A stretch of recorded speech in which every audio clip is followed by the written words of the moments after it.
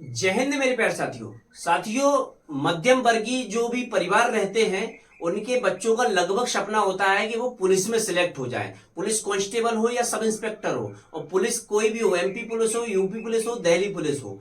इनमें अब आज हम इस वीडियो पे चर्चा करने वाले हैं कि पुलिस बनने के लिए क्या क्या परिश्रम झेलना पड़ता है और कैसे आगे बढ़ना पड़ता है। पहले मैं चर्चा करूंगा कि मैंने किन परिस्थितियों में तैयारी की और मैं सिलेक्ट हुआ, और आपको आज के दौर में किस तरह से तैयारी को लेके चलना चाहिए, कैसे तैयारी करना चाहिए, क्या क्या आपको छोड़ना पड़ेगा, क्या क्या आपको अपने पास ग्रहित करना पड़ेगा।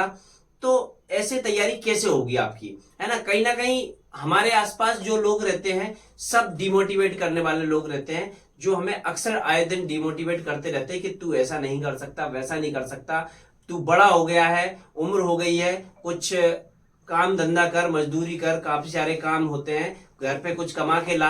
ऐसे करके लोग हमें डिमोटिवेट कर देते हैं, जिससे हम पढ़ाई के रास्ते से हट जाते हैं और अपने किसी बिजनेस के मामले में सोचने लग जाते हैं और छोटा मोटा धंधा मजदूरी करके परिवार पालने लग जाते हैं। धीरे धीरे करके शादी हो जाती है, शादी हो जाती है, फिर वही सारी चीजें जो आप सोचते हो कि मैं ऐसा कर सकता था या करता, चलो मैं आज नहीं कर पाया, लेकिन अब मैं अपने बच्चों को पढ़ाऊंगा, लिखाऊंगा, उनको आगे बढ़ाऊंगा। लेकिन क्या लगता है, क्या आगे चल के बच्चों के सामने वो परिस्थितियां निर्मित नहीं होंगी जो आपने फेस करके, जो आप निकले हैं परिस्थितियों को।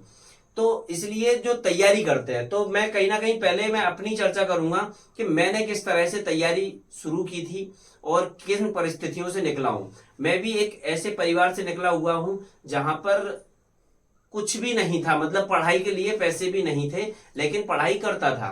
तो मैंने, जैसे कि मैं अपनी जर्नी शुरुआत करता हूं 10th क्लास से। 10वीं क्लास में मैं जब था तब नॉर्मल मैंने 10th क्लास किया। 10th क्लास के बाद मेरे पास एक लक्ष्य आया, 11th क्लास में आपको क्या लेना है। सबसे पहला व्यक्ति का सेल्फ डिसीजन यहीं से शुरू होता है जब 11th क्लास में व्यक्ति आता है। अब 11th क्लास में जैसे ही व्यक्ति आया तो लेने के लिए अलग अलग सब्जेक्ट रहते हैं, तो मैंने जो चूज किया, मैंने मैथ्स सब्जेक्ट चूज किया, और मैथ्स के साथ में मैंने साइंस रखा, क्योंकि आगे चल के रास्ते बदल भी सकते हैं अपनी परिस्थितियों को देखकर, अपनी स्टडी मटेरियल को देखकर। तो मैंने मैथ्स को कॉमन रखा और साइंस को एक्स्ट्रा में लेके रखा। 11th किया, 12th किया, 12th भी अच्छे से 12th क्लियर हो गया।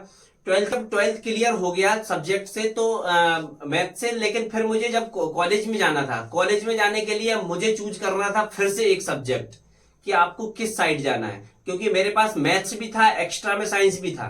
तो ये मैंने कॉमन लेके चला था, लेकिन कॉलेज टाइम के लिए फिर मैंने चूज किया अपने लिए साइंस, क्योंकि मैं मैथ्स में 12th में बहुत डाउन हो गया था, मैं मैथ्स को कवर नहीं कर पा रहा था। तो मैंने कॉलेज में जाके साइंस से किया, जिसमें जूलॉजी, बॉटनी, केमिस्ट्री वगैरह ये सारे सब्जेक्ट रहे। इसके बाद आगे जब आती है कंपटीशन की तैयारी की बात, तो एक मित्र थे, उन्होंने बोला कंपटीशन की तैयारी करने चला करो। तो वहां जाके जब मैंने पढ़ा तो देखा कि मतलब कंपटीशन की तैयारी में रीजनिंग आते हैं, और ये सारी चीजें मैंने कभी सुनी ही नहीं थी, रीजनिंग वगैरह क्या होता है। फिर बाद में जब रीजनिंग, मैथ्स, जीके, साइंस, ये सारी चीजों का कॉम्बिनेशन एक साथ हुआ। मैं बुक्स वगैरह परचेज तो उस समय नहीं कर सकता था, लेकिन मेरे कॉलेज में एक लाइब्रेरी थी जहां से मैं जुड़ा हुआ था, और वहां पे जाके मैं पढ़ सकता था। तो इस तरीके से कंपटीशन जब शुरुआत की, तो अब पढ़ाई वगैरह करना शुरू किया।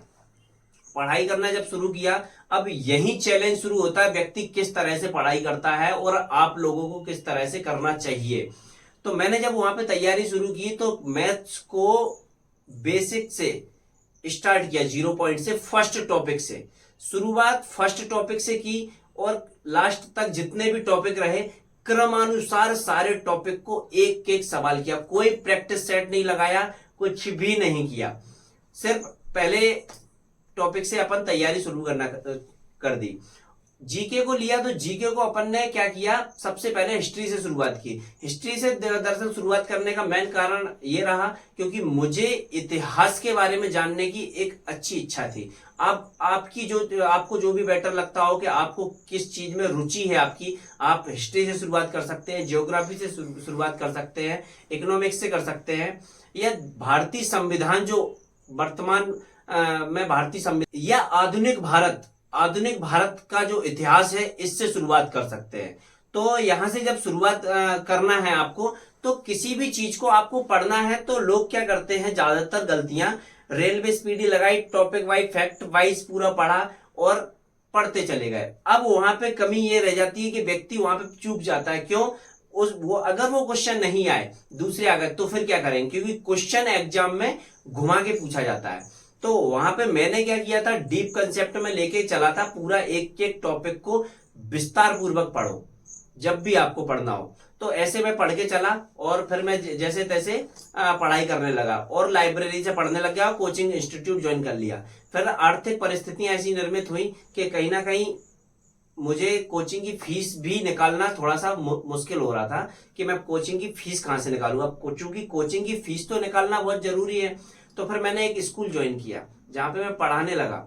जब स्टार्टिंग में मैंने स्कूल ज्वाइन किया तो मुझे 800 रुपए पर मंथ के हिसाब से स्टार्टिंग में स्कूल में फीस, जो भी सैलरी मिलने का बताया उन्होंने, मैंने कहा कंफर्टेबल है, पर्याप्त है मेरे लिए, क्योंकि 500 रुपए मेरी कोचिंग की फीस थी मंथली और 300 रुपए मेरे लिए फिर भी बच रहे थे, जिनका उपयोग मैं बुक्स वगैरह खरीदने में कर सकता था। बाकी खाना खर्चा और ये सारी चीजें घर से आ जाता था पैसा, कि मतलब चलो ठीक है खाने पीने के लिए जो भी है, तो ये पैसे घर से आ जाते थे, तो उससे मेरा खाना खर्चा चलता रहता था।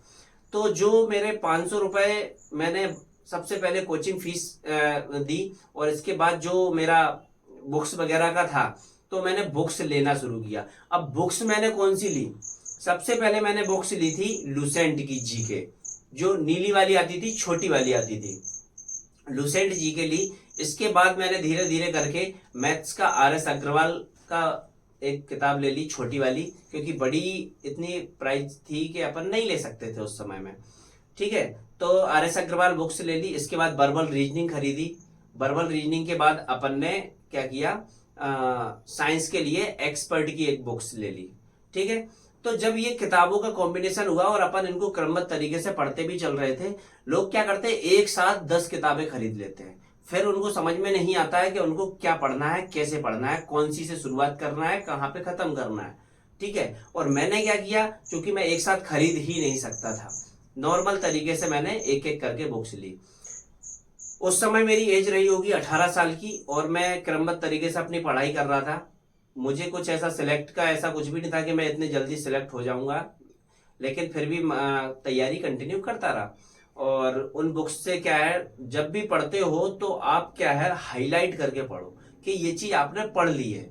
हाईलाइट करके आप पूरा बुक्स को पढ़ डालो। जब आप पूरा पढ़ डालोगे उसके बाद रिवाइंड करोगे तो फिर आपको पता है ये हाईलाइट किया हुआ है, अब उनमें से क्या चीजें आप भूल रहे हो, फिर से एक बार पढ़ डालो। आप एक किताब को 3 बार क्रम से शुरू से लास्ट तक आपने अगर पढ़ लिया तो आप लगभग बेसिक कंसेप्ट आपका क्लियर हो गया। बेसिक ही चीजें MP पुलिस कांस्टेबल, यानी कि पुलिस कांस्टेबल के SSC GD के किसी भी एग्जाम में बेसिक सी चीजें ही पूछी जाती हैं, जो आप नॉर्मल कर सकते हो किसी भी किताब को 3 बार शुरू से लास्ट तक खत्म करके बढ़िया तरीके से पढ़ के। अब उसमें क्या है, अगर आप कुछ चीजों का त्याग नहीं करते हैं तो आप फिर भी नहीं पढ़ सकते। आप 3 बार क्या 10 बार पढ़ लो फिर भी आपका कुछ नहीं हो सकता। त्याग क्या है, उस समय में मेरे पास मोबाइल नहीं था, जो आज के टाइम की सबसे बड़ी कमजोरी बन गई है। जो आपके पास आप पढ़ाई कर रहे हो, साइड से मैसेज आ रहा है, ये सबसे बड़ी समस्या है आपके लिए। आपको मोबाइल से दूर हो जाना है। टीवी वगैरह मेरे घर में थी नहीं, क्योंकि इतनी आर्थिक स्थिति ठीक नहीं थी जो कि टीवी रहती। टीवी थी नहीं, मोबाइल था नहीं, किसी भी प्रकार की गलत चीजें कुछ भी नहीं थी, कोई एमएल था नहीं, और किसी प्रकार से अपन दोस्तों के साथ ऐसे दोस्त भी नहीं थे कि जो बोले चलो चलते घूमने चलते, ऐसे दोस्त भी नहीं थे। नॉर्मल दोस्त थे, हाँ ठीक है क्या है पढ़ रहा हूं मैं, ठीक है जाओ ओके। मतलब दोस्त भी ऐसे, अगर मैंने बोल दिया पढ़ रहा हूं तो वो ये नहीं कहेंगे कि मेरे साथ चलो। आज के दोस्त जो आपको मिलेंगे, आपने अगर बोला पढ़ रहा हूं तो वो दोस्त यह बोलेंगे कि अरे ठीक है पढ़ लेना आके, हाँ इतनी देर में तू कौन सा कलेक्टर बन रहा है। ये डायलॉग आपको मिलेंगे। तो दोस्त आपको करना यह है कि आपको अपनी ये सारी जो फिजूल की चीजें हैं सब आप जानते हैं, इन सभी चीजों से दूर हो जाएं और बेहतर तरीके से एक रूटीन बना के एक एक किताब करके पढ़ना शुरू कर दें, जैसे कि मैंने तैयारी की। और जब मेरी ये तैयारी अच्छी हो गई, उस समय एग्जाम आया, तो एग्जाम में मेरे एक मित्र ने फॉर्म डलवा दिया, बोले ये पुलिस का एग्जाम आया है तो इसमें एग्जाम में फॉर्म डाल दो। मेरा कोई ऐसा लक्ष्य नहीं था कि मैं पुलिस में सिलेक्ट होना है, कि सब इंस्पेक्टर बनना है, कि कुछ अदर, बस तैयारी करना था, पढ़ना था बस। तो पुलिस का एग्जाम दिया, क्लियर हो गया मेरा एग्जाम। उस समय मेरी 18.5 साल की एज रही होगी, 18 साल 7 माह की ऐसी एज थी मेरी। तो मैं सिलेक्ट हो गया उसमें। इसके बाद फिजिकल का जो चैलेंज आया, तो फिजिकल के लिए भी अपन ने बेहतर तरीके से तैयारी की। कहीं ना कहीं मेरा फिजिकल भी कुछ ज्यादा बेहतर नहीं था, लेकिन कहते हैं ना, जो परिस्थितियों से गुजरा हुआ होता है वो कुछ कर दिखाता है। तो बस मैंने वो परिस्थितियों में गुजरा हुआ था और मैंने अच्छे तरीके से तैयारी की और रनिंग वगैरह, तो फिजिकल भी अपना क्वालिफाइड हो गया और मैं सिलेक्ट हो गया। आखिरकार मेरा चयन हो गया और मेरे को उज्जैन जिला मिला और यहाँ से फिर ट्रेनिंग पे निकल गए सारी चीजें। अब दोस्त ये तो मैं अपनी चीजें बता रहा था कि मैंने किस तरीके से तैयारी की उस समय में, और आपको भी कैसे करना चाहिए। लेकिन आज के दौर में आपको तैयारी कैसे करना है, ये चीज को एक शॉर्ट में समझ लीजिएगा। वीडियो बहुत लंबा हो जाएगा, इसलिए शॉर्ट में बता रहा हूं। आपको कुछ नहीं करना है, सारी चीजों को छोड़ दो। आपको क्या करना है, सबसे पहले तो आपको जो एग्जाम की तैयारी कर रहे हो उस एग्जाम का पूरा सिलेबस पैटर्न आपको पता होना चाहिए कि आप क्या क्या आता है, क्या क्या नहीं आता है, पूरी जानकारी कर लीजिए। जब आपको पूरा सिलेबस पैटर्न और सारी चीजें पता है, कब एग्जाम हो सकता है कब नहीं हो सकता है, ये चीज मायने नहीं रखती है। आपको सिर्फ सिलेबस पैटर्न पता है, आप तैयारी करना शुरू कर दो। एग्जाम होगा, जरूर होगा। ऐसा होता नहीं है कि कोई भर्ती आना बंद हो जाएगी। 1 साल में नहीं आएगी, 2 साल में आएगी, 3 साल में आएगी, लेकिन आएगी। बस आपकी तैयारी शुरुआत कर दो। अब जब आप तैयारी शुरुआत कर रहे हैं तो सबसे पहले आपको मोबाइल को साइड कर देना है। मोबाइल से दूर हो जाओ। जो काम है, घर का काम है, कुछ लोग काम धंधा मजदूरी वगैरह भी नॉर्मल करते हैं, कर रहे हैं आप, अच्छी बात है। उतना कर लो जितने में आप पढ़ाई को समय दे सको, क्योंकि काम धंधा मजदूरी करते रहे और पढ़ाई नहीं की तो ये काम धंधा मजदूरी आपको 60 साल तक करना है। अगर इसी के साथ में आपने पढ़ाई कर ली और अच्छी मेहनत कर ली और सिलेक्ट हो गए, तो आपको वो काम धंधा मजदूरी हो जाएगा साइड से और आप बेहतर तरीके से एक पोस्ट पे आ जाएंगे। पुलिस कांस्टेबल, भले ही ये पुलिस विभाग का सबसे छोटा पद है, लेकिन हम जो मध्यम वर्गीय परिवार के लोग हैं उनके लिए ये बहुत अच्छा पद है। मतलब एक आर्थिक स्रोत बन जाता है जहां से आपकी एक सैलरी जनरेट होने लग जाती है और आपकी आर्थिक स्थिति में सुधार आने लग जाता है। आप पढ़ाई बढ़िया तरीके से करना शुरू कर देंगे और फिजिकल को साथ में लेके चलो, क्योंकि फिजिकल की मार्किंग भी होती है। एमपी में तो होती है, यूपी, दिल्ली पुलिस इन जगहों पे नहीं होती है। तो फिजिकल की बढ़िया तैयारी करना शुरू कर दो। दोनों चीजों को अगर कॉम्बिनेशन में साथ में अगर आप लेके चलते हैं तो आपका सिलेक्शन होने से कोई नहीं रोक सकता। फालतू चीजें अलग कर दो, एग्जाम के बारे में पूरा नॉलेज कर लो।